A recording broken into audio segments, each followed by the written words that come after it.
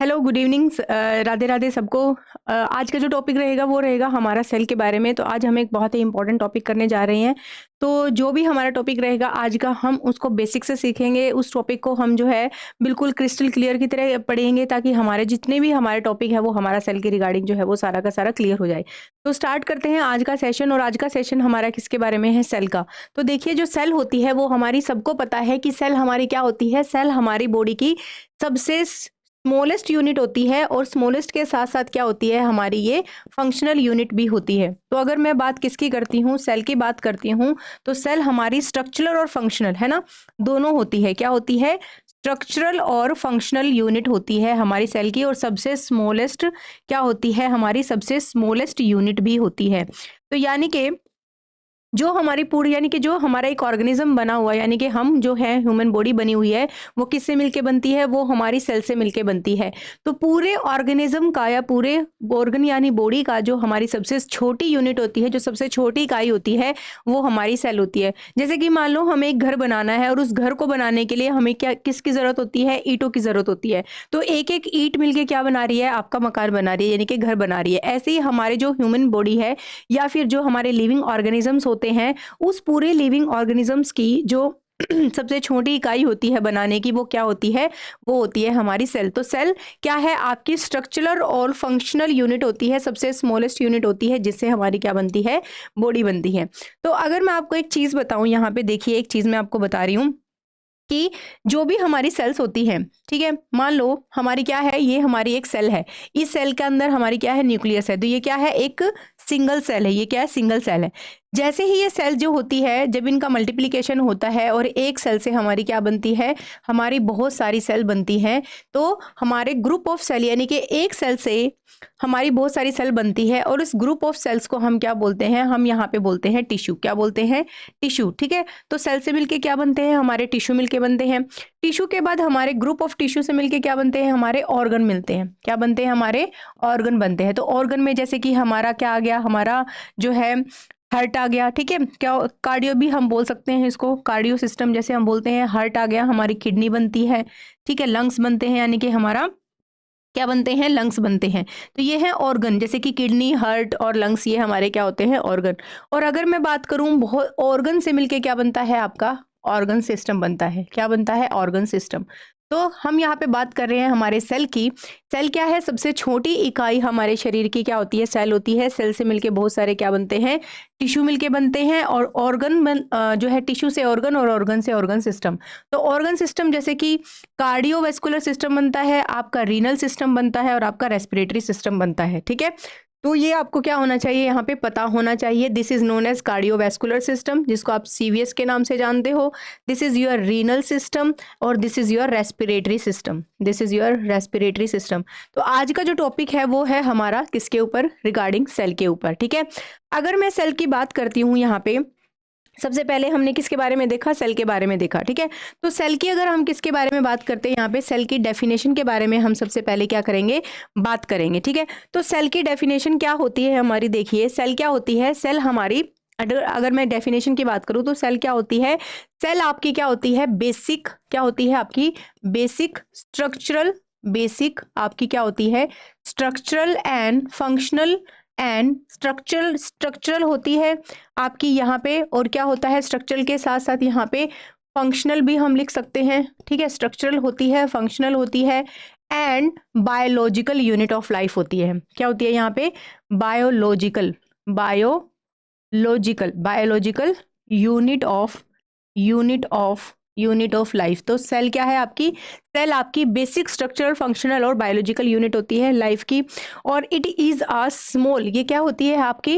It is a smallest. क्या है ये? सबसे छोटी है, सबसे स्मॉलेस्ट है। तो it is a smallest unit of human life. Smallest unit of human life. ठीक है। It is a smallest unit of human life.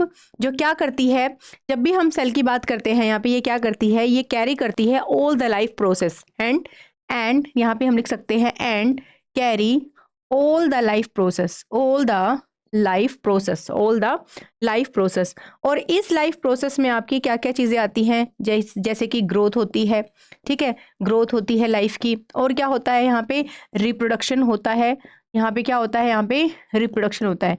मतलब ये सारी की सारी चीज़ें हमारी कौन करती है, हमारी सेल करती है। तो this is your definition of cell. तो सेल क्या है, एक basic structural functional biological unit होती है, लाइफ की सबसे स्मॉलेस्ट यूनिट होती है, जो हमें क्या करती है, सारे के सारे हमारे लाइफ प्रोसेस को कैरी करती है, जैसे कि ग्रोथ होना, रिप्रोडक्शन होना, ठीक है। तो ये सारे के सारे कौन कर रहा है, हमारी सेल की डेफिनेशन है, ठीक है।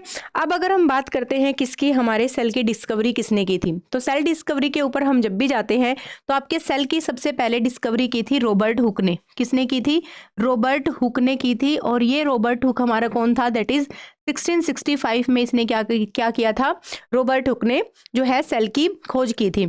लेकिन हुआ क्या था, ये मैं आपको बता दूं कि जब रॉबर्ट हुक थे, जब तक सेल का कोई एग्जिस्टेंस नहीं था, तो सेल को एग्जिस्टेंस देने के लिए, सेल को बताने के लिए हमारे कौन से साइंटिस्ट आए थे, रॉबर्ट हुक आए थे 1665 में।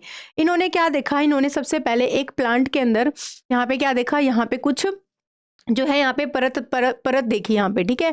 तो ये जो परत थी, ये खाली इन्होंने क्या देखा, ये क्या थी, ओनली सेल वॉल थी।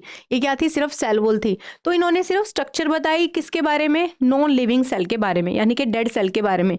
इन्होंने किसके ऊपर खोज किया, डेड सेल, यानी कि ये क्या थी आपकी, ये वाली जो परत थी, ये क्या थी आपकी, डेड सेल थी। तो इन्होंने क्या किया था, डेड सेल की खोज की थी, इसलिए इनको हम क्या बोलते हैं, फादर ऑफ डेड सेल भी हम इसको बोलते हैं। तो डेड सेल की जो है, डेड सेल, सबसे पहले सेल की खोज किसने की, रॉबर्ट हुक ने 1665 में। फिर उन्होंने क्या किया, इन्होंने अपने माइक्रोस्कोप में जाके इन सेल्स को देखा, और जाके देखा तो इनको क्या मिला, यहाँ पे सिर्फ सेल वॉल मिली। तो यहाँ पे क्या मिला, सेल वॉल मिली। तो इन्होंने उस टाइम के बाद से क्या दे दिया, इसका नाम दे दिया कि दिस इज अ सेल। लेकिन ये एक्चुअल में सेल नहीं थी, ये डेड सेल थी जिन्होंने इसकी खोज की। तो रॉबर्ट हुक को हम और किस नाम से जानते हैं, फादर ऑफ डेड सेल्स, ठीक है, फादर ऑफ डेड सेल के नाम से जानते हैं।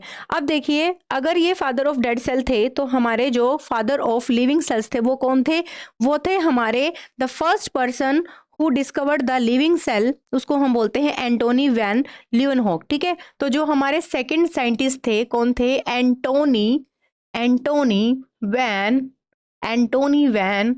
ओके, ल्यूवेन हुक, ठीक है। ये हमारे कौन थे, ल्यून हुक, ठीक है। ये हमारे कौन थे, ये हमारे फर्स्ट पर्सन थे जिन्होंने क्या किया था, फर्स्ट पर्सन हु डिस्कवर्ड, जिसने किसकी डिस्कवर्ड किया था, जिसने डिस्कवर्ड किया था किसको, लिविंग सेल को। किसको डिस्कवर्ड किया था, लिविंग सेल को। यहाँ पे इन्होंने डिस्कवर्ड किया था, किसने, हमारे एंटोनी वैन ल्यूक ने। इसलिए हम इसको क्या बोलते हैं, इसलिए हम इनको फादर ऑफ, इसलिए हम इनको बोलते हैं फादर ऑफ लिविंग सेल, ठीक है। चलो, अब इसके बाद डिस्कवरी कर दी इन्होंने, लिविंग सेल की डिस्कवरी कर दी। इसके बाद हमारे एक और साइंटिस्ट थे जिसको हम क्या बोलते हैं, रॉबर्ट ब्राउन। कौन बोलते हैं, रॉबर्ट ब्राउन, ठीक है। या हम इसको ब्राउन के नाम से भी बोल सकते हैं, या फिर हम इसको क्या बोल सकते हैं, रॉबर्ट ब्राउन। तो रॉबर्ट ब्राउन थे जो इन्होंने क्या किया था, ये सेल था, सेल के अंदर एक न्यूक्लियस भी होता है, ठीक है। तो सेल के अंदर एक न्यूक्लियस भी होता है, ये किसने खोज की थी, ये हमारे रॉबर्ट ब्राउन ने किसकी खोज की थी, हमारे न्यूक्लियस की खोज की थी, ठीक है। समझ में आ गया। अब चलते हैं हमारी सेल थ्योरी पे। किस पे चलते हैं, सेल थ्योरी पे। सेल थ्योरी की अगर मैं बात करती हूं, तो इसके बाद हमारे ये तीन भाई थे, ठीक है, देयर आर 3 ब्रदर्स जिन्होंने हमारी सेल की थ्योरी के बारे में बताया। इन लोगों ने क्या बोला है, इन्होंने the 3 basic components of the cell theory, इन्होंने सेल थ्योरी की 3 बेसिक कंपोनेंट दिया। इन्होंने बोला जितने भी ऑर्गेनिजम्स होते हैं वो 1 या 2 सेल से मिलकर बनते हैं। इन्होंने बोला the cell is the basic unit of life in all living things, ठीक है। तो इसमें हमारे नॉर्मली स्केल्टन और स्वान आते हैं, ठीक है। तो जो हमारे कौन से साइंटिस्ट थे, हमारे जो ये साइंटिस्ट थे, स्केल्डन एंड स्वान, ठीक है। जो हमारे साइंटिस्ट थे स्केल्डन एंड स्वान, इन्होंने क्या दिया था, इन्होंने बोला था कि हर एक लिविंग सेल्स किससे मिलके बनता है, सेल से मिलके बनता है, ठीक है। All cells are produced by the division of pre existing cell. और ये जो हमारा विर्को थे, कौन थे हमारे ये जो विर्को थे, इन्होंने ये बोला था कि जितनी भी हमारी सेल्स होती है ना, ये आपकी प्री एग्जिस्टिंग सेल से मिलके बनती हैं, ठीक है। इन्होंने बोला था जितनी भी हमारी सेल्स होती हैं वो आपकी प्री एग्जिस्टेंस सेल से जो है बनती है, यानी कि अगर ये एक सेल है तो ये भी तो सेल की डिवीजन से पहले कोई सेल होगी, उसकी डिवीजन से आई होगी। ये सेल है तो ये भी किसी पहले डिवीजन हुई होगी, उस सेल से आई होगी। ये सेल है तो ये भी शायद पहले की डिवीजन से आई होगी। तो इन्होंने ये बोला कि हर एक सेल जो होती है वो उसकी प्री एग्जिस्टिंग सेल से ही मिलके बनती है। ठीक है, किस सेल से मिलके बनती है? प्री एग्जिस्टिंग सेल से ही मिलके बनती है। ये किसने बोला था? ये विर्को ने बोला था 1855 में। कब बोला था? 1855 में। 1855 में विर्को ने बोला था कि हर सेल का क्या होता है? अपना एक प्री एग्जिस्टिंग होता है।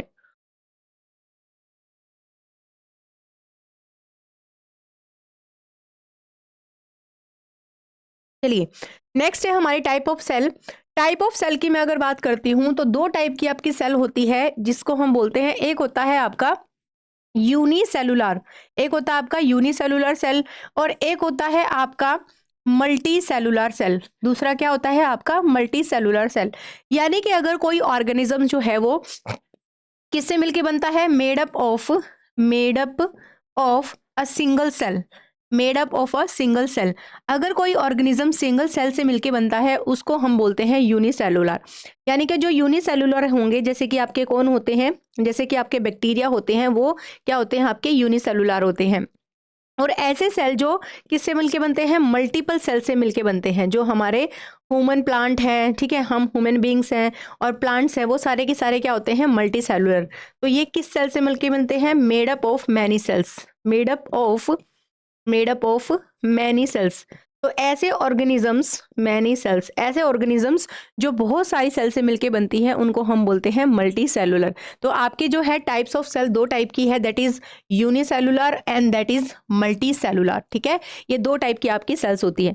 नेक्स्ट अगर मैं बात करती हूँ प्रोकैरियोटिक एंड यूकैरियोटिक की, तो आपको याद रखना है कि जो आपका प्रोकैरियोटिक होता है और एक यूकैरियोटिक होता है। यू का मतलब होता है क्या? नॉर्मल। क्या होता है? नॉर्मल। ठीक है, और कैरियोन का मतलब होता है न्यूक्लियस। कैरियोन का मतलब होता है न्यूक्लियस।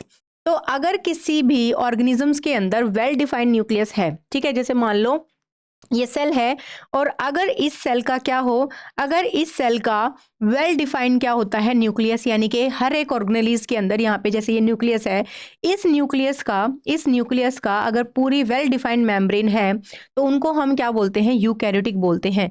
तो यूकैरियोटिक के अंदर आपकी दो चीजें मिलती है। एक तो आपकी मिलती है क्या? वेल डिफाइंड न्यूक्लियस मिलेगा, वेल डिफाइंड न्यूक्लियस मिलेगा। और जितनी भी सेल की ऑर्गेनेलीज होंगी, जितनी भी सेल की ऑर्गेनेलीज होंगी वो मेम्ब्रेन बाउंड होंगी। ठीक है, जितनी भी सेल की ऑर्गेनेलीज होंगी वो मेम्ब्रेन बाउंड होंगी।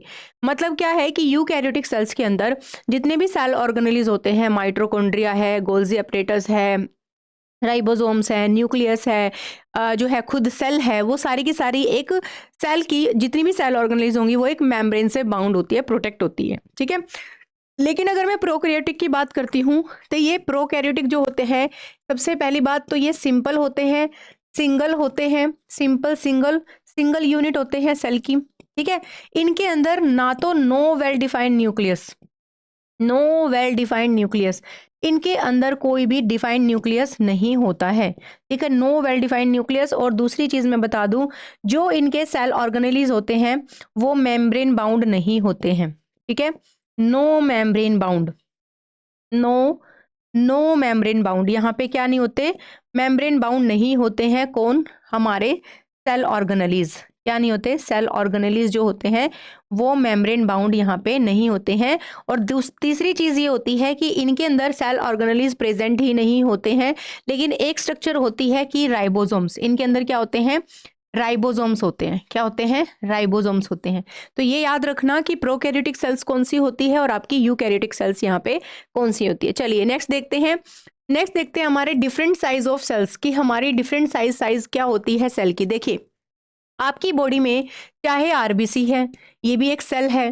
ठीक है, न्यूरॉन भी आपकी सेल है, न्यूरॉन भी आपकी सेल है। मेल का स्पर्म भी मेल का जो स्पर्म होता है वो भी सेल है। फीमेल का जो ओवा होता है वो भी सेल होता है। ये सारी की सारी आपकी सेल होती है। लेकिन अगर हम साइज की बात करते हैं ऑल ओवर द वर्ल्ड, अगर मैं पूरे वर्ल्ड की बात करूं तो वर्ल्ड के अंदर जो सबसे लार्जेस्ट सेल होती है, ठीक है। वर्ल्ड के अंदर अगर मैं बात करूं तो सबसे लार्जेस्ट सेल्स जो होती हैं ये होती है आपकी कौन सी, ये होती है आपकी जो शुतुरमुर्ग होता है ना, उसका जो अंडा होता है जिसको हम एग ऑफ ऑस्ट्रिच बोलते हैं, हम उसको क्या बोलते हैं, that is known as egg of ostrich. तो आपका जो एग ऑफ ऑस्ट्रिच होता है ये आपका सबसे लार्जेस्ट सेल मानते हैं वर्ल्ड में, ठीक है। और अगर वर्ल्ड में सबसे स्मॉलेस्ट सेल आपसे कोई पूछ ले, वर्ल्ड में अगर कोई सबसे स्मॉलेस्ट सेल पूछ लेते हैं, फिर वो किस में जाता है, वो जाता है आपका माइकोप्लाज्म, माइकोप्लाज्म, ठीक है। और अगर ह्यूमन बीइंग में आपसे कोई पूछता है कि बताओ ह्यूमन बीइंग में आपका कौन सा सेल जो है लार्जेस्ट है और कौन सा सेल जो होता है वो स्मॉलेस्ट होता है, तो याद रखना लार्जेस्ट सेल्स कौन सी होती है, आपकी sperm cell is the largest cell, ठीक है। Sorry, ovum cell is your largest cell और आपकी स्मॉलेस्ट सेल ये जो होती है sperm is the smallest cell, ठीक है। और अगर आपसे कोई पूछ ले लॉन्गेस्ट सेल्स कौन सी होती है, तो neuron is your longest cell. तो लार्जेस्ट है आपकी ओवा सेल्स, छोटेस्ट है आपका यानी कि स्मॉलेस्ट है स्पर्म सेल, और लॉन्गेस्ट है आपका न्यूरॉन, क्योंकि जो न्यूरॉन की स्ट्रक्चर होती है वो इस तरीके से होती है, ठीक है। तो neuron is the longest cell of your body. तो ये बात हो गई, हमने किसकी बात कर ली यहाँ पे, डिफरेंट साइज ऑफ सेल की हमने यहाँ पे बात कर ली, आपको यहाँ पे पता होना चाहिए। चलिए अब चलते हैं हमारे मेन टॉपिक पे जिसमें हमें बात करनी है अलग अलग स्ट्रक्चर के बारे में, जिसके बारे में हमें पता होना चाहिए। और ये भी पता होना चाहिए कि जो हम सेल की स्टडी करते हैं उसको हम क्या बोलते हैं, स्टडी ऑफ सेल को हम क्या बोलते हैं। यहाँ पे याद रखना कि अगर हम किसकी स्टडी कर रहे हैं, सेल की स्टडी कर रहे हैं, तो हम उसको बोलते हैं साइटोलॉजी, उसको हम क्या बोलते हैं यहाँ पे, साइटोलॉजी, ठीक है। तो ये चीज आपको क्या होनी चाहिए, यहाँ पे याद होनी चाहिए। अब देखो मेन टॉपिक है हमारा कि हमारी स्ट्रक्चर ऑफ सेल्स की जब भी हम बात करेंगे यहाँ पे स्ट्रक्चर ऑफ सेल की, तो यहाँ पे हमारे क्या क्या स्ट्रक्चर होती है हमारी सेल के अंदर, ये मैं आपको एक ओवरव्यू दे देती हूँ। जो हमने फर्स्ट इमेज देखी थी, देखिए ये हमारी किसकी स्ट्रक्चर है, हमारी सेल की स्ट्रक्चर है। इस स्ट्रक्चर ऑफ सेल के अंदर आपको बहुत सारी चीजें दिखेंगी। सबसे पहले अगर मैं बात करूँ तो ये सेल मेम्ब्रेन होती है, जो ये आउटर मेम्ब्रेन होती है, this is known as cell membrane और प्लाज्मा मेम्ब्रेन। फिर हम इनको अलग अलग डिफाइन करके हम उसके बारे में बात करेंगे। उसके बाद आता है आपका न्यूक्लियस। न्यूक्लियस के पास हमारा क्या होता है, यहाँ पे गोल्जी एपरेटस होता है। क्या होता है, गोल्जी एपरेटस। इसके बाद होते हैं आपके रफ एंडोप्लाज्मिक रेटिकुलम और आपके स्मूथ एंडोप्लाज्मिक रेटिकुलम। कुछ हमारे क्या होते हैं, माइटोकॉन्ड्रिया होते हैं, कुछ हमारे माइक्रोट्यूब्यूल्स होते हैं, सेंट्रोसोम्स होते हैं, लाइजोसोम्स होते हैं, और आपके क्या होते हैं यहाँ पे वैक्यूल्स भी होते हैं। तो ये सारे के सारे जो स्ट्रक्चर है हमारी, ये किसकी स्ट्रक्चर है, सेल की स्ट्रक्चर है। अब हम इसको सबसे पहले अगर मैं सेल के बारे में बात करूं, तो सेल, जब भी हम सेल के बारे में बात करते हैं तो सेल को हमेशा दो में पार्ट में डिवाइड कर लेते हैं। एक तो हम डिवाइड कर लेते हैं साइटोप्लाज्म में, साइटोप्लाज्म में, और दूसरा हम डिवाइड कर लेंगे किसमें, न्यूक्लियस में, ठीक है। तो न्यूक्लियस अलग होता है।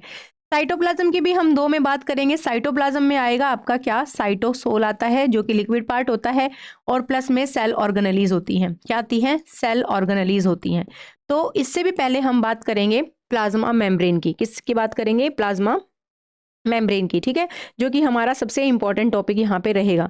अब देखिए सबसे पहले अगर मैं किसकी बात करती हूँ, प्लाज्मा मेम्ब्रेन की अगर मैं यहाँ पे बात करती हूँ, तो देखिए जो आपकी प्लाज्मा मेम्ब्रेन होती है, जो एक सेल है, इस सेल की जो आउटर मेम्ब्रेन होती है जिसको हम प्लाज्मा मेम्ब्रेन बोलते हैं, क्या बोलते हैं इसको हम, प्लाज्मा मेम्ब्रेन बोलते हैं।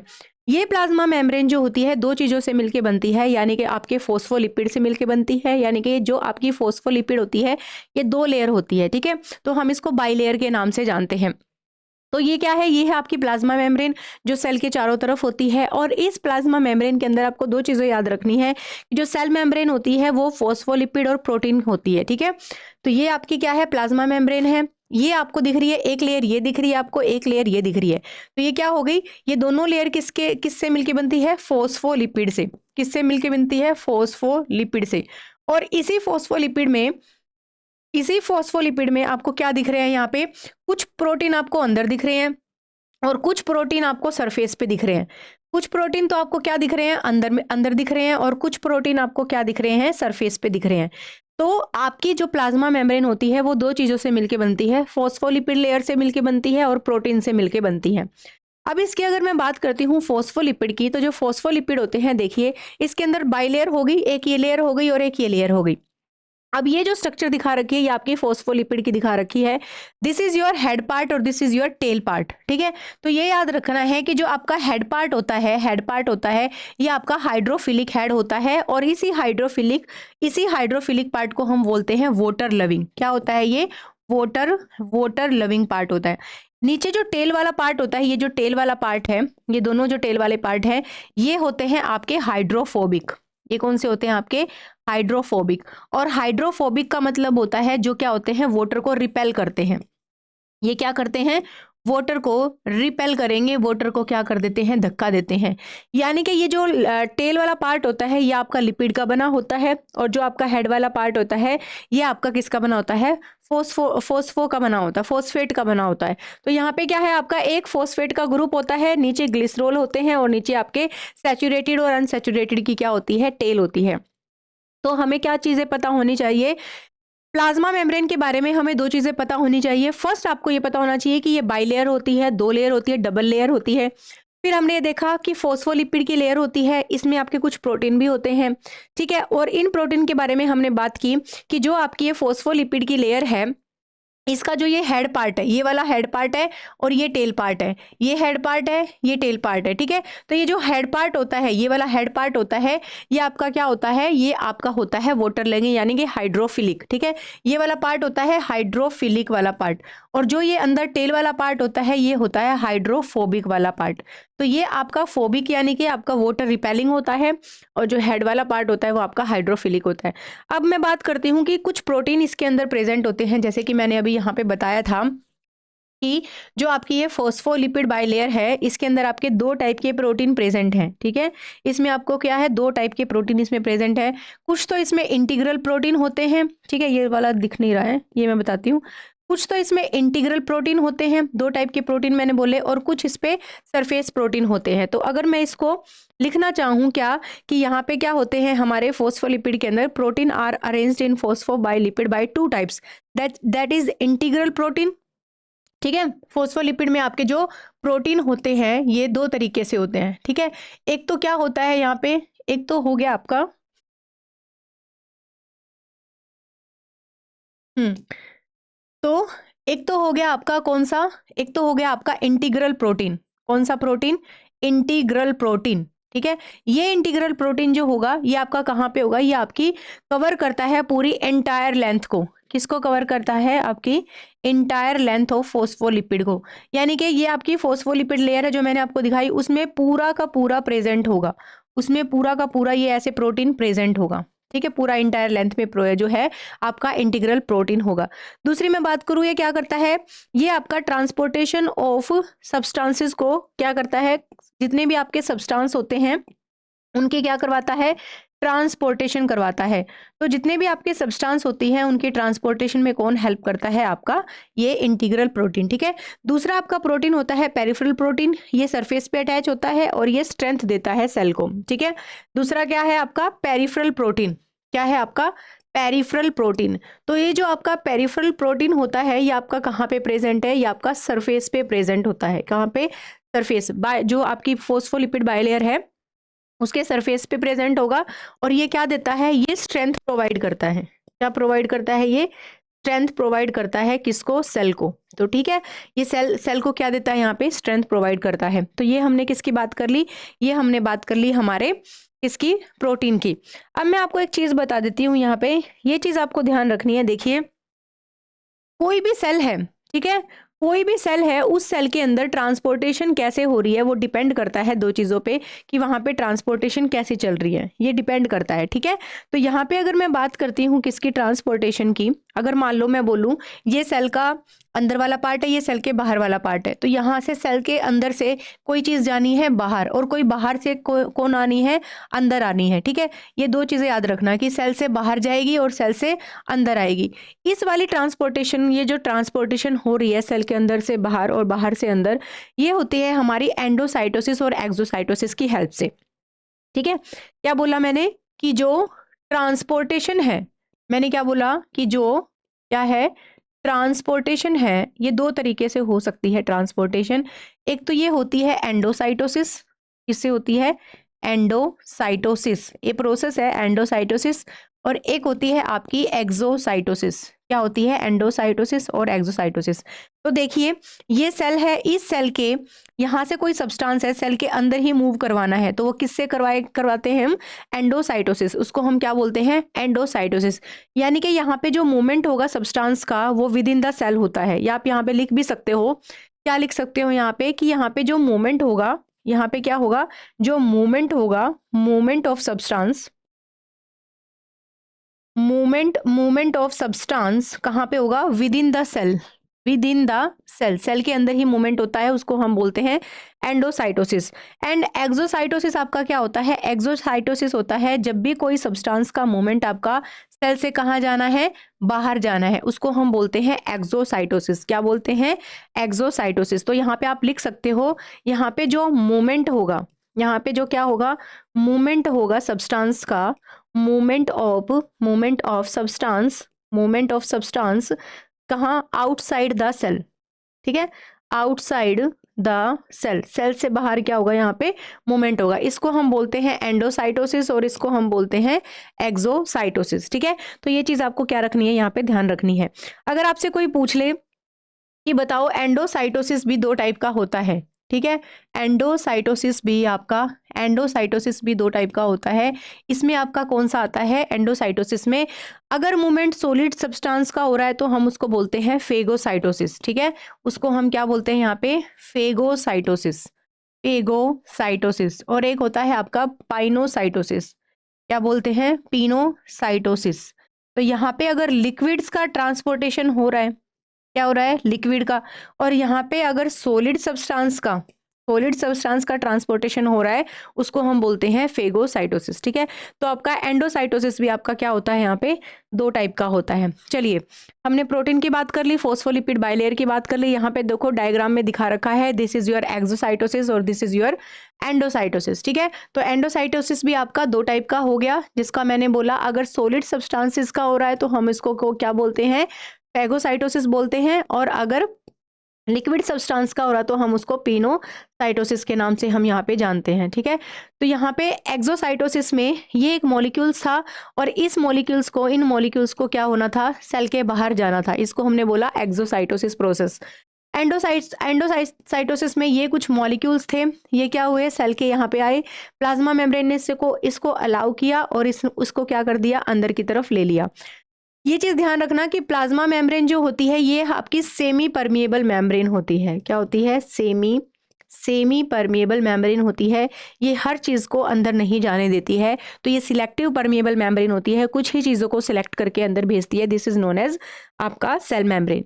नेक्स्ट अगर हम बात करते हैं हमारे फंक्शंस क्या क्या होते हैं हमारे सेल मेम्ब्रेन के, तो मैं आपको बता दूं, फंक्शन में हमारे सबसे पहले अगर मैं बात करूं तो ये क्या कर देती है? ये सेल को फ्लेक्सिबिलिटी प्रोवाइड करती है। ठीक है, तो आपका पूरा सेंटेंस लिखना है। ठीक है, तो मैं यहाँ पे शॉर्ट में लिख रही हूँ, ये क्या देता है? फ्लेक्सिबिलिटी देती है सेल को। दूसरी मैं बात करती हूँ तो ये क्या कर देती है? यहाँ पे प्रोटेक्शन का काम करती है, प्रोटेक्शन देती है सेल को। तीसरी मैं बात करूँ, ये सेपरेट करती है इन्वायरमेंट को। क्या करती है? ये सेपरेट करती है किसको? इन्वायरमेंट को। ये क्या करती है? यहाँ पे सेपरेट करती है। यानी कि ये सेल है, ठीक है, सेल के अंदर के इन्वायरमेंट को और सेल के बाहर के इन्वायरमेंट को ये क्या कर देती है? सेपरेट करके जो है करके रखती है। ठीक है, और क्या करती है? ये ट्रांसपोर्टेशन करवाती है। क्या करवाती है? यहाँ पे ये ट्रांसपोर्टेशन में हेल्प करती है। तो ये फंक्शन हो गई हमारी किसकी? प्लाज्मा मेम्ब्रेन की। ठीक है, तो ये हमारी क्या है? ये आपकी प्लाज्मा मेम्ब्रेन है, और ये प्लाज्मा मेम्ब्रेन जो होती है ये आपकी क्या करती है? ये आपकी, एक तो इसने क्या किया? सेल को प्रोटेक्शन दिया, बाहर है ये, ठीक है, प्रोटेक्शन में हेल्प किया। दूसरा, इसने प्रोटेक्शन के साथ साथ इसने सेल को फ्लेक्सिबिलिटी दी, सेपरेट किया आपके इंटरनल इन्वायरमेंट को बाहर के इन्वायरमेंट से। और तीसरा चौथा इसने क्या दिया? यहाँ पे ट्रांसपोर्टेशन में इसने क्या किया? यहाँ पे हेल्प किया। तो ये सारे के सारे काम किसके होते हैं? ये होते हैं आपके सेल मेम्ब्रेन के। किसके काम होते हैं? सेल मेम्ब्रेन के।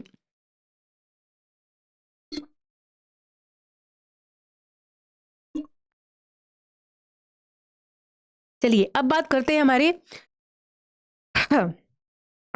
हैं हमारे साइटोप्लाज्म की। ठीक है, अगर मैं बात करती हूँ किसकी? हमारे साइटोप्लाज्म की। देखिए, साइटोप्लाज्म क्या होता है? ये आपकी सेल है, सेल के अंदर आपकी क्या है? बहुत सारी ऑर्गेनेलीज होती है। ठीक है। तो अगर मैं किसकी बात करती हूँ यहाँ पे, साइटोप्लाज्म की बात करती हूँ, तो साइटोप्लाज्म जो होता है ये आपका दो चीजों से मिलके बनता है। एक तो होता है आपका साइटोसोल, साइटोसोल प्लस आपकी सेल ऑर्गेनेलीज, और क्या होती है आपकी सेल की ऑर्गेनेलीज। तो बहुत सारी सेल ऑर्गेनेलीज होती है, हम सबको पता है। तो अब मैं बता रही हूँ किसके बारे में, साइटोसोल के बारे में। तो साइटोसोल जो है, ये आपको जो येलो फ्लूइड दिख रहा है ना, ये सारा का सारा आपका क्या है, साइटोसोल है। तो साइटोसोल आपका क्या होता है, पहली बात तो ये क्या है, आपका लिक्विड पार्ट है साइटोसोल। ये पूरी सेल का 55% होता है। क्या होता है, 55% जो है ये आपके पूरे पूरे आपके सेल का 55% क्या होता है, आपका साइटोसोल्स होता है। तीसरी बात अगर मैं बताऊं कि इसके अंदर हमारे क्या होते हैं, कुछ माइक्रोफिलामेंट्स पाए जाते हैं। क्या पाए जाते हैं, साइटोसोल के अंदर कुछ हमारे क्या पाए जाते हैं, माइक्रोफिलामेंट। और अगर मैं इस माइक्रोफिलामेंट की बात करती हूँ तो ये दो टाइप के माइक्रोफिलामेंट होते हैं, या फिर हम इसको साइटोस्केलेटन भी बोल सकते हैं यहाँ पे, ठीक है। माइक्रोफिलामेंट की जगह हम यहाँ पे क्या बोल सकते हैं, साइटोस्केलेटन। क्या होते हैं ये, कुछ साइटोस्केलेटन होते हैं। और इस साइटोस्केलेटन की मैं अगर बात करूँ तो यहाँ पे दो टाइप के आपके जो है साइटोस्केलेटन होते हैं, जो कि सेल की स्ट्रक्चर को मेंटेन करके रखते हैं। ये है आपके माइक्रोफिलामेंट और आपके माइक्रोट्यूब्यूल, ठीक है। तो क्या है, आपका साइटोसोल है, उस साइटोसोल के अंदर आपके क्या है, कुछ साइटोस्केलेटल प्रेजेंट है, साइटोस्केलेटन प्रेजेंट है, जो क्या करते हैं, मेंटेन रखते हैं शेप ऑफ सेल। क्या रखते हैं, शेप ऑफ सेल को मेंटेन करके रखते हैं। इसमें आपके कौन कौन से हैं, आपके एक तो है आपका माइक्रोफिलामेंट, माइक्रोफिलामेंट, और दूसरा है आपका माइक्रोट्यूब्यूल, ठीक है, मैक्रोट्यूब्यूल। ये जो आपका मैक्रोट्यूब्यूल होता है ये किसका बना होता है, ये आपका बना होता है ट्यूबुलिन प्रोटीन का। किसका बना होता है, आपका ट्यूबुलिन प्रोटीन का। और ये जो माइक्रोफिलामेंट्स होते हैं ये आपके थ्रेड लाइक स्ट्रक्चर होते हैं, जिसमें आपके अलग अलग टाइप के क्या होते हैं, यहाँ पे माइक्रोफिलामेंट्स होते हैं, ठीक है। तो माइक्रोफिलामेंट्स क्या करते हैं, शेप को मेंटेन करके रखते हैं सेल की। अब इस साइटोस्केलेटन के अंदर देखो ये दो टाइप के हैं यहाँ पे आपको। एक तो आपको ये यहाँ पे जो दिख रहे हैं बिल्कुल पतले पतले थ्रेड्स, इसको तो हम क्या बोलते हैं, माइक्रोफिलामेंट्स। और जो ये आपके मोटे वाले हैं इसको हम क्या बोलते हैं, इसको हम बोलते हैं मैक्रोट्यूब्यूल्स, ठीक है। तो मैक्रोट्यूब्यूल्स आपके थिक फिलामेंट होते हैं, ट्यूबुलिन प्रोटीन के बने होते हैं। और जो माइक्रोफिलामेंट्स होते हैं वो थिन फिलामेंट्स होते हैं, जो कि सेल की स्ट्रक्चर या सेल की शेप को क्या करके रखते हैं, यहाँ पे मेंटेन करके रखते हैं, ठीक है। नेक्स्ट अगर मैं बात करती हूँ न्यूक्लियस की, तो न्यूक्लियस आपका क्या होता है, न्यूक्लियस आपका सेल ऑर्गेनेलिज का सबसे फंक्शनल यूनिट जो होती है सेल की, तो वो कौन सी होती है, हमारी न्यूक्लियस। तो ये सबसे ज्यादा क्या है, आपकी फंक्शनल यूनिट है। और अगर मैं न्यूक्लियस की बात करूं तो इस न्यूक्लियस के अंदर आपका क्या होता है, जेनेटिक मटेरियल होता है। क्या होता है, जेनेटिक मटेरियल होता है। तो जैसे आपकी सेल मेम्ब्रेन के अंदर आपकी मेम्ब्रेन थी, ऐसे ही आपके न्यूक्लियस की भी मेम्ब्रेन होती है। लेकिन इस न्यूक्लियस की मेम्ब्रेन को हम सेल मेम्ब्रेन नहीं बोलते, इस न्यूक्लियस की मेम्ब्रेन को हम क्या बोलते हैं, न्यूक्लियर मेम्ब्रेन बोलते हैं, ठीक है। इसको भी ये लेयर प्रोटेक्ट करके रखती है। अब इस जेनेटिक मटेरियल के अंदर भी हमारा न्यूक्लियस के अंदर एक और न्यूक्लियस होता है जिसको हम बोलते हैं न्यूक्लियोलस। क्या बोलते हैं, न्यूक्लियोलस बोलते हैं, ठीक है। और इस न्यूक्लियर मेम्ब्रेन को हम न्यूक्लियस एनवेलप के नाम से जानते हैं। अब देखो इसमें जो जेनेटिक मटेरियल है ये क्या है, यहाँ पे थ्रेड लाइक स्ट्रक्चर पड़ी होती है। और इन थ्रेड लाइक स्ट्रक्चर को, ये जो थ्रेड लाइक स्ट्रक्चर है इनको हम बोलते हैं, that is known as chromatin material. क्या बोलते हैं, क्रोमैटिन मटेरियल, ठीक है। और यही क्रोमैटिन मटेरियल आपकी आगे जाके जब सेल डिवीजन होती है तो सेल डिवीजन के टाइम पे यही क्रोमैटिन मटेरियल आपके कंडेंस्ड हो जाते हैं, पास आ जाते हैं। और कंडेंस्ड होने के बाद किस में कन्वर्ट हो जाते हैं, क्रोमैटिन मटेरियल ये आपके क्रोमोजोम्स में कन्वर्ट हो जाते हैं। किस में कन्वर्ट हो जाते हैं, क्रोमोजोम्स में, जो कि हमारे किस में होते हैं, पेयर में होते हैं, ठीक है। तो ये आपके किसके बारे में है, न्यूक्लियस के बारे में है। न्यूक्लियस में आपकी दो तीन चीजें इंपॉर्टेंट है। देखिए जो न्यूक्लियस होता है वो आपका कैसा होता है, वो आपका ओवल शेप का होता है, स्फेरिकल शेप भी हम इसको बोल सकते हैं, that is oval shape and spherical shape. Largest cell organelles होती है हमारी, हर एक सेल में प्रेजेंट होता है, present in every cells of the body except RBC. RBC के अंदर आपका ना तो कोई न्यूक्लियस होता है, ठीक है, और ना ही यहाँ पे कोई सेल ऑर्गेनेलीज होती है, क्योंकि आरबीसी भी आपकी क्या है, एक टाइप की सेल है। और इस सेल के अंदर कोई भी सेल ऑर्गेनेलीज प्रेजेंट नहीं होती है, ठीक है। तो यहाँ पे ना न्यूक्लियस होता है ना, इसीलिए जो आरबीसी होती है उसके अंदर कभी भी डिवीजन यहाँ पे नहीं होता। Nucleus is enclosed by the nuclear membrane, ये मैंने आपको बता दिया कि जो न्यूक्लियस होता है वो आपका एक न्यूक्लियर मेम्ब्रेन से बाउंड होता है। और ये nuclear membrane has the same structure as the cell membrane. Same ma'am जैसे आपकी सेल मेम्ब्रेन होती है वैसे ही स्ट्रक्चर रखता है, और इस न्यूक्लियस के अंदर आपका जेनेटिक मटेरियल होता है in the form of chromatin material. ठीक है, तो ये जो क्रोमेटिन जिसको मैं बोल रही हूँ ये क्या होते हैं, थ्रेड नुमा लाइक स्ट्रक्चर होते हैं, और ये बाद में क्या हो जाते हैं, कंडेंस्ड हो जाते हैं। क्या हो जाते हैं, कंडेंस्ड हो जाते हैं, और इन्हीं के अंदर आपका डीएनए और आरएनए जो है वो प्रेजेंट होता है, डीऑक्सी राइबो न्यूक्लिक एसिड और आपका राइबो न्यूक्लिक एसिड। क्रोमोसोम्स की अगर मैं बात करती हूँ तो जो है आपके क्रोमोसोम्स जो है, जो आपका जेनेटिक मटेरियल है, ये कंपोज्ड होता है किससे, डीएनए से, डीऑक्सी राइबो न्यूक्लिक एसिड से। At the time of the cell division, जब भी सेल का डिवीजन होता है, एक सेल से जब भी आपकी सेल डिवीजन होके दो सेल बनती हैं, उस टाइम पे ये जो क्रोमेटिन थ्रेड लाइक स्ट्रक्चर होते हैं ये कंडेंस्ड होते हैं, एक दूसरे के पास आते हैं और क्या बनाते हैं, 46 क्रोमोसोम्स यानी कि 23 पेयर्स ऑफ क्रोमोसोम्स का फॉर्म करते हैं, और ये अरेंज्ड होते हैं पेयर्स में, 23 पेयर्स में अरेंज्ड होते हैं। क्या करने के लिए, 23 आपके फादर से आते हैं एंड 23 आपकी मदर से आते हैं। ठीक है, तो ये होता है क्रोमोसोम्स का अरेंजमेंट्स। अगर मैं बात करूँ एक जो ह्यूमन सेल होती है वो, यानी कि आपकी जो पूरी बॉडी का जो स्ट्रक्चर बना हुआ है वो आपका diploid number of cell chromosomes का बना हुआ है, यानी कि आपकी जो सेल है, अगर किसी भी सेल के अंदर पेयर में क्रोमोसोम्स है तब हम इस सेल को बोलते हैं डिप्लॉयड नंबर ऑफ सेल, यानी कि डिप्लॉयड सेल। क्या बोलते हैं, डिप्लॉयड सेल। और अगर किसी सेल के अंदर n नंबर ऑफ क्रोमोसोम्स होता है इसको हम बोलते हैं हैप्लॉयड सेल। ठीक है, तो अगर if a cell carry a single chromosomes that is known as haploid cell, और if the cell carry the double number of chromosome then cell to be said that is diploid cell. Okay, तो diploid number of cells के अंदर human cells are diploid, जितनी भी हमारे human की sales हैं वो डिप्लॉयड होती हैं, सिर्फ किसको छोड़ के, सिर्फ हमारी जर्म सेल्स को छोड़ के, क्योंकि जो जर्म सेल्स होती है उसके अंदर हमारी हैप्लॉइड नंबर ऑफ सेल्स होती हैं।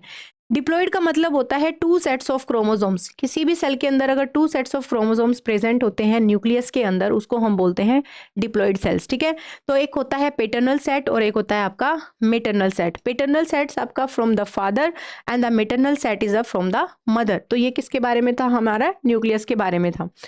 नेक्स्ट अगर हम बात करते हैं किसके बारे में, माइटोकॉन्ड्रिया के बारे में, तो जो माइटोकॉन्ड्रिया होता है हमारा, ये क्या होता है आपका, इसको हम बोलते हैं पावर प्लांट। इसको हम क्या बोलते हैं, पावर प्लांट, यानी कि powerhouse of the cell भी हम इसको बोलते हैं। तो जो आपका माइटोकॉन्ड्रिया होता है जो कि एक सेल ऑर्गेनेलिज है, ये भी आपका डबल लेयर मेम्ब्रेन होता है। इसके अंदर भी आपकी एक बाहर से एक मेम्ब्रेन होती है और एक अंदर एक और अंदर मेम्ब्रेन होती है। जो अंदर वाली मेम्ब्रेन होती है वो क्या कर लेती है, वो फोल्ड बना लेती है, इस टाइप से क्या बना लेती है, वो फोल्ड बना लेती है, और इन्हीं फोल्ड को हम क्या बोलते हैं, that is known as cristae. तो एक आउटर मेम्ब्रेन है और एक आपकी इनर मेम्ब्रेन है, और जो इनर मेम्ब्रेन के जो ये फोल्ड बनाती है इन्हीं को हम क्या बोलते हैं, क्रिस्टे। माइटोकॉन्ड्रिया को हम इसलिए powerhouse of the cell बोलते हैं क्योंकि माइटोकॉन्ड्रिया के अंदर क्या आता है, माइटोकॉन्ड्रिया जब भी हमारे ब्लड से क्या लेता है, यहाँ पे ग्लूकोज लेता है, प्लस जब भी इसके पास ऑक्सीजन आती है तो यहाँ पे एक रिएक्शन बोलते हैं जिसको हम बोलते हैं फॉस्फोराइलेशन रिएक्शन, और ग्लूकोज और ऑक्सीजन मिलके, और इसी को हम बोलते हैं एरोबिक रेस्पिरेशन। तो जब भी माइटोकॉन्ड्रिया के अंदर ये एरोबिक टाइप की रेस्पिरेशन होती है तो ये ग्लूकोज और ऑक्सीजन का यूटिलाइजेशन करके यहाँ पे क्या बनाता है, यहाँ पे एटीपी का प्रोडक्शन करता है। इसको हम बोलते हैं एडिनोसिन ट्राइफॉस्फेट। क्या बोलते हैं, एडिनोसिन ट्राइफॉस्फेट। तो ये चीज़ कहाँ पे हो रही है, ये चीज़ आपकी माइटोकॉन्ड्रिया के अंदर हो रही है। और अगर आपसे कोई पूछे एन एरोबिक रेस्पिरेशन कहाँ पे होती है, तो आपकी एन एरोबिक रेस्पिरेशन होती है साइटोसोल के अंदर। ठीक है, तो ये चीज़ आपको पता होनी चाहिए किसके बारे में, माइटोकॉन्ड्रिया के बारे में। तो ये दो तीन चीज़ें इंपॉर्टेंट है, देख लो। यहाँ पे जब भी एक ग्लूकोज का माइटोकॉन्ड्रिया, जब भी आपके एक ग्लूकोज का यूटिलाइजेशन करता है, एक ग्लूकोज का यूटिलाइजेशन करेगा तो यहाँ पे 38 एटीपी का प्रोडक्शन करेगा, और इसी को हम बोलते हैं एरोबिक रेस्पिरेशन। यानी कि ग्लूकोज और ऑक्सीजन का यूटिलाइजेशन करके अगर यहाँ पे 38 एटीपी का प्रोडक्शन हो रहा है तो उसको हम बोलते हैं माइटोकॉन्ड्रिया में एरोबिक रेस्पिरेशन। अगर एक ग्लूकोज का यूटिलाइजेशन होके 2 एटीपी ही बन पा रही हैं, उस प्रोसेस को हम बोलते हैं एन एरोबिक रेस्पिरेशन। ठीक है, तो ये दोनों चीज़ें होती हैं। अब देखो, जो भी आपकी लीवर की सेल है जिसको आप हिपेटोसाइट्स बोलते हो, और मसल्स की सेल है जिसको आप मायोसाइट्स बोलते हो, इनके अंदर बहुत ज़्यादा माइटोकॉन्ड्रियाज होते हैं। ठीक है, हिपेटोसाइट और आपकी जो मसल सेल है मायोसाइट्स, उसमें बहुत ज़्यादा माइटोकॉन्ड्रिया होते हैं, लगभग 2000 से ज़्यादा जो है माइटोकॉन्ड्रिया होते हैं। तो ये जो सेल्स होती हैं ये आपकी क्या होती है, इसमें ज़्यादातर एटीपी प्रोडक्शन ज़्यादा होता है। Mitochondria is a double layer, मैंने बोला माइटोकॉन्ड्रिया डबल लेयर होता है। इनर सेल्स जो होती हैं वो आपकी फोल्ड बना लेती हैं जिसको हम क्रिस्टे के नाम से जानते हैं, और जो माइटोकॉन्ड्रिया होता है ये आपका क्या प्रोवाइड करता है, एनर्जी प्रोवाइड करता है in the form of ATP जो है फॉर्म में, यानी कि एडिनोसिन ट्राइफॉस्फेट में, by the use of aerobic respiration. Active cells of the body like the myocyte, जैसे कि मसल सेल है, ये भी आपका प्रोडक्शन करता है। आरबीसी के अंदर कभी भी माइटोकॉन्ड्रिया नहीं होता है, ना ही कोई अदर सेल ऑर्गेनेलिज होती है, लेकिन जो आरबीसी होती है, आपकी जो आरबीसी होती है ये कहाँ से जो है एनर्जी लेती है, ये आपकी एनर्जी लेती है हीमोग्लोबिन प्लस CO2 से। कहाँ से लेती है, हीमोग्लोबिन प्लस CO2 से ये एनर्जी लेती है, ठीक है। So RBC use energy by the anaerobic respiration. तो हमेशा ध्यान रखना, जो आरबीसी होगी आपकी रेड ब्लड सेल्स होती है, वो कहाँ से एनर्जी लेगी, by the process of the anaerobic respiration से, ठीक है। और जितनी भी टाइप की आपकी प्रोकैरियोटिक सेल्स होती हैं सिमिलर स्ट्रक्चर रखते हैं माइटोकॉन्ड्रिया से, जिनको हम क्या बोलते हैं, मीजोसोम्स। यानी कि जैसे हमारे ह्यूमन बींग्स में माइटोकॉन्ड्रिया काम कर रहा है, एनर्जी प्रोडक्शन करवा रहा है, सेम ऐसे ही जो है आपके जो प्रोकैरियोटिक सेल्स होती है उनके अंदर भी एक सेम स्ट्रक्चर होती है जिसको हम बोलते हैं मीजोसोम्स, जिससे वो क्या करते हैं, रेस्पिरेशन करते हैं, ठीक है। तो ये सारे के सारे पॉइंट आपके किसके रिगार्डिंग है, आपके माइटोकॉन्ड्रिया के रिगार्डिंग है, जो कि आपको पता होना चाहिए। लास्ट है आपका राइबोसोम्स। राइबोसोम्स की अगर मैं बात करूं तो राइबोसोम्स जो होता है ये आपका क्या होता है, प्रोटीन फैक्ट्री बोलते हैं हम इसको। क्या बोलते हैं यहाँ पे, प्रोटीन फैक्ट्री। तो प्रोटीन की जो एक्चुअली सिंथेसिस होता है, प्रोटीन का जो एक्चुअली बनना होता है वो कहाँ पे बनता है, आपके माइटोकॉन्ड्रिया में। लेकिन प्रोटीन के साथ साथ ये क्या करते हैं, राइबोसोम्स आपके लिपिड और स्टीरॉयड भी बनाते हैं। क्या बनाते हैं, लिपिड और स्टीरॉयड भी बनाते हैं, ठीक है। तो प्रोटीन बनता कहाँ से है, प्रोटीन आपकी कहाँ से बनता है, आरएनए से बनता है। आरएनए सिंथेसिस होके क्या बनाता है, यहाँ पे प्रोटीन बनाता है। तो ये जो प्रोसेस चलती है प्रोटीन बनने की, प्रोटीन फैक्ट्री की, वो कहाँ पे बनती है, आपके जो है राइबोसोम से बनती है। लेकिन ये राइबोसोम्स अगर आपके एंडोप्लाज्मिक रेटिकुलम पे प्रेजेंट होते हैं, जो कि आपका न्यूक्लियस, ये यहाँ पे न्यूक्लियस है, न्यूक्लियस के नियर बाय होता है आपका एंडोप्लाज्मिक रेटिकुलम, ठीक है। क्या होता है, एंडोप्लाज्मिक रेटिकुलम। तो ये जो एंडोप्लाज्मिक रेटिकुलम होता है इसके नियर बाय होता है। अगर राइबोसोम्स एंडोप्लाज्मिक रेटिकुलम के ऊपर प्रेजेंट है तब हम इस एंडोप्लाज्मिक रेटिकुलम को क्या बोलेंगे, that is known as rough endoplasmic reticulum. और अगर इसके ऊपर राइबोसोम्स प्रेजेंट नहीं है तब हम इस स्ट्रक्चर को क्या बोलते हैं, that is a smooth endoplasmic reticulum. तो आपको राइबोसोम्स के बारे में ये चीज पता होनी चाहिए, ठीक है। नेक्स्ट अगर मैं बात करती हूँ किसकी, एंडोप्लाज्मिक रेटिकुलम की, जो कि हाँ आपके कहाँ पे होता है, नियर बाय आपके न्यूक्लियस होता है, ठीक है। जो दो टाइप का होगा आपका, rough endoplasmic reticulum and smooth endoplasmic reticulum. तो रफ एंडोप्लाज्मिक रेटिकुलम के ऊपर आपके क्या प्रेजेंट होते हैं, आपके प्रोटीन प्रेजेंट होते हैं। बॉडी में जो भी हमारे जितने भी स्टीरॉयड और हार्मोन बनते हैं वो सारे के सारे हमारे किसके बने होते हैं, प्रोटीन हार्मोन होते हैं, जो आपको क्या होने चाहिए, यहाँ पे पता होना चाहिए। तो माइटोकॉन्ड्रिया हो गया हमारा, राइबोसोम्स हो गया, ठीक है, एंडोप्लाज्मिक रेटिकुलम हो गया, स्मूथ एंडोप्लाज्मिक रेटिकुलम और आपका रफ एंडोप्लाज्मिक रेटिकुलम, ठीक है। लास्ट अगर हम बात करते हैं किसके बारे में, लाइजोसोम्स के बारे में, उसके बाद है हमारा गोल्जी बॉडीज, देन है लास्ट हमारा लाइजोसोम्स। लाइजोसोम्स को हम क्या बोलते हैं, सोसाइडल बैग के नाम से जानते हैं। किसके नाम से, सोसाइडल बैग के नाम से जानते हैं। और ये जो लाइजोसोम्स होते हैं ये आपके क्या करते हैं, ये एनगल्फ कर लेते हैं फॉरेन पार्टिकल्स को, या अगर कोई भी ऐसी चीज जिससे बॉडी को या सेल को हार्म हो सकता है उसमें हमारा कौन काम करता है, लाइजोसोम्स काम करता है, ठीक है। तो लाइजोसोम्स के अंदर आपके 60 टाइप के क्या होते हैं, कुछ एंजाइम्स होते हैं, जिसके अंदर आपके कुछ प्रोटियोलाइटिक एंजाइम आते हैं और कुछ आपके हाइड्रोलाइटिक एंजाइम आते हैं। तो नॉर्मल हमारे जो बॉडी की पीएच होती है वो होती है 7.35 से 7.45। यहाँ पे आपकी बॉडी क्या करती है, मैक्सिमम क्या कर सकती है, फंक्शंस कर सकती है, यानी कि आपका मैक्सिमम लेवल पे फंक्शन कर सकती है इस पीएच पे। लेकिन अगर आपसे कोई पूछे लाइजोजाइम्स की पीएच क्या होती है, दैट इज 5 होती है, और जो कि क्या होती है, बहुत ज़्यादा हाईली एसिडिक होती है, ठीक है। तो देखो अगर ये लाइजोसोम्स जो हैं इतने ज़्यादा एसिडिक है तो इनके अंदर अगर कोई भी चीज़ एंटर करेगी तो वो क्या कर देंगे, उसको किल कर देंगे या उसको एनगल्फ कर लेंगे। तो lysosomes are formed by the Golgi apparatus. Golgi apparatus से ही बनते हैं, मतलब मान लो ये गोल्जी अपरेटस है यहाँ पे, इसी से कोई टुकड़ा टूट के क्या बन जाता है, आपका लाइजोसोम्स बन जाता है। इस लाइजोसोम्स के अंदर आपके 60 टाइप के एंजाइम्स होते हैं, जो कि कुछ टाइप के हाइड्रोलाइटिक एंजाइम होते हैं जो हाइड्रोलाइटिक होते हैं, और कुछ आपके प्रोटियोलाइटिक एंजाइम्स होते हैं। पीएच की बात हमने कर ली, 5 होगी, हाईली जो है एसिडिक होगा। फंक्शन क्या होता है हमारे लाइजोजाइम्स का, फंक्शंस ये होता है कि जितने भी आपके लाइजोजाइम्स एंजाइम्स होते हैं वो डिस्ट्रॉय करते हैं डेड और रप्चर्ड सेल ऑर्गेनेलिज को।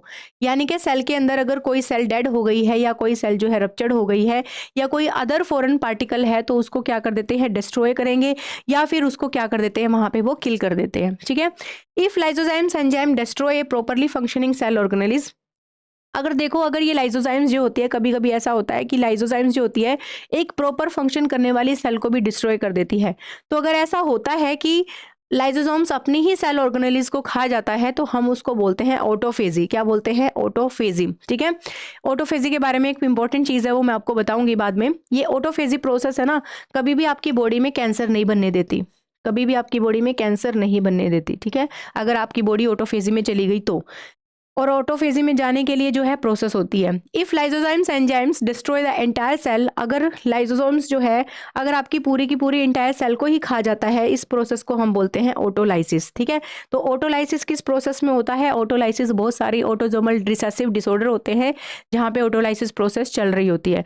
तो लाइसोजाइम्स का काम ये है कि अगर आपकी लाइसोजाइम्स जो है, कुछ आपकी सेल ऑर्गेनेलिज है जो प्रॉपर फंक्शन कर रही है, अगर वो उसको खा जाता है, तब ये किस में जाएगा? ऑटोफेजी में जाएगा। और अगर वो लाइसोजाइम जो है आपकी पूरी सेल को ही खा जाएगा, तो उसको हम क्या बोलते हैं? Autolysis process. ठीक है। तो ये किसके बारे में था? ये था आपके लाइसोजाइम्स के बारे में। ठीक है। लास्ट है आपका सेंट्रोसोम्स। सेंट्रोसोम्स आपका नियर बाय न्यूक्लियस होता है, और ये जो सेंट्रोसोम्स होता है, ये आपका सेल डिवीजन में हेल्प करता है। ये आपका ध्यान रखना कि जब भी सेल की डिवीजन होगी, वो कौन करवाता है? वो करवाता है आपका सेंट्रोसोम्स, क्योंकि इसके अंदर आपके क्या होते हैं? सेंट्रियोल्स प्रेजेंट होते हैं। ये आपके 90 डिग्री एंगल पे होते हैं। तो ये जो आपके सेंट्रियोल्स होते हैं, यही सेंट्रियोल्स आपके क्या करवाते हैं? सेल डिवीजन में एक्चुअली क्या करवाते हैं? यहाँ पे हमारी हेल्प करवाते हैं। ठीक है। तो ये आपके किसके बारे में है? ये है आपके सेंट्रोसोम्स के बारे में। तो ये हमने ओवरव्यू पढ़ा किसके बारे में? सेल। और सेल के हमने देखे टाइप्स, और हमने सेल की थ्योरी पढ़ी, सेल की स्ट्रक्चर पढ़ी, और सेल ऑर्गेनेलिज के बारे में पढ़ा। होप आप लोगों को लेक्चर अच्छा लगा होगा, समझ आया होगा। प्लीज़ लाइक और शेयर जरूर कर देना क्लास को। Thank you so much for watching.